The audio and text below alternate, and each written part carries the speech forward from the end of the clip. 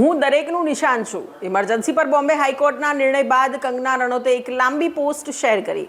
નમસ્કાર દર્શક મિત્રો, તમે જોઈ રહ્યા છો સત્ય ડે ન્યૂઝ. હું છું પૂજા. કંગના રનૌતની ફિલ્મ ઇમરજન્સીની રિલીઝ હજુ બાકી છે. અભિનેત્રીએ બોમ્બે હાઈકોર્ટના નિર્ણય બાદ એક લાંબી પોસ્ટ કરી છે, જેમાં તેણે ઘણું લખ્યું છે. કંગના રનૌતની ફિલ્મ ઇમરજન્સીની રિલીઝને બોમ્બે હાઈકોર્ટે ઝટકો આપ્યો છે. કોર્ટે બુધવારે સેન્સર બોર્ડને કોઈ આદેશ આપવાનો ઇનકાર કર્યો હતો. આ નિર્ણય બાદ તરત જ કંગના રનૌતે એક લાંબી પોસ્ટ શેર કરી છે. અભિનેત્રીએ લખ્યું છે કે તેને ટાર્ગેટ કરવામાં આવી રહી છે અને તે આ સમયે દરેકનો ફેવરેટ ટાર્ગેટ છે. અભિનેત્રીએ એમ પણ લખ્યું છે કે તેને આ નુકસાન સહન કરવું પડ્યું કારણ કે તેણે સૂતેલા દેશને જગાડવાનો પ્રયાસ કર્યો છે. ઇમરજન્સી અગાઉ 6 સપ્ટેમ્બરે રિલીઝ થવાની હતી, પરંતુ સેન્સર બોર્ડ સાથેના વિવાદને કારણે તે મુલતવી રાખવામાં આવી હતી. સેન્સર બોર્ડ હવે ફિલ્મના પ્રમાણપત્ર પર પુનર્વિચાર કરી રહ્યું છે. આ મામલો મધ્યપ્રદેશ હાઈકોર્ટમાં ચાલી રહ્યો છે, પરંતુ તે દરમિયાન બુધવારે બોમ્બે હાઈકોર્ટમાં નિર્માતાઓની અરજી અંગે સુનાવણી હાથ ધરવામાં આવી હતી.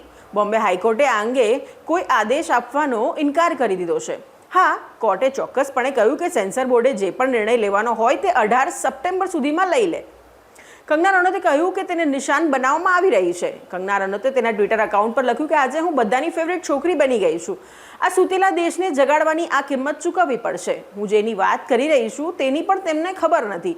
તે જાણતો નથી કે હું આટલી અસ્વસ્થ કેમ છું, કારણ કે તે શાંતિ ઈચ્છે છે. તે પક્ષ લેવા માંગતો નથી. તે શાંત છે, હળવા છે. કંગના રનૌતે આગળ લખ્યું, હું ઈચ્છું છું કે સરહદ પરના ગરીબ સૈનિકોને પણ શાંત રહેવાનો આ જ ફાયદો મળે. હું ઈચ્છું છું કે તેને કોઈનો પક્ષ લેવાની જરૂર ન પડે અને તે પાકિસ્તાની અને ચીનીઓને પોતાના દુશ્મન ન માને. તે છોકરી જેનો એકમાત્ર દોષ એ હતો કે તે રસ્તા પર એકલી હતી. તેના પર બળાત્કાર થયો. હું ઈચ્છું છું કે ચોરો અને ગુનેગારોને પણ એટલો જ પ્રેમ મળે જેવો આજે લોકોને મળી રહ્યો છે. પણ જીવનનું સત્ય કંઈક બીજું છે. અભિનેત્રી અને સાંસદે કોર્ટના નિર્ણય બાદ આ પોસ્ટ કરી છે, જેમાં લાગે છે કે તે કોર્ટ અને સેન્સર બોર્ડને નિશાન બનાવી રહી છે.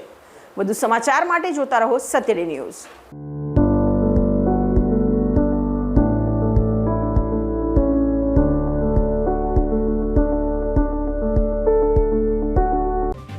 જો તમે આ વિડીયો ફેસબુક પર જોઈ રહ્યા છો તો લાઈક અને ફોલો કરો, અને યુટ્યુબ પર જોઈ રહ્યા છો તો અમારી ચેનલને સબસ્ક્રાઇબ કરો.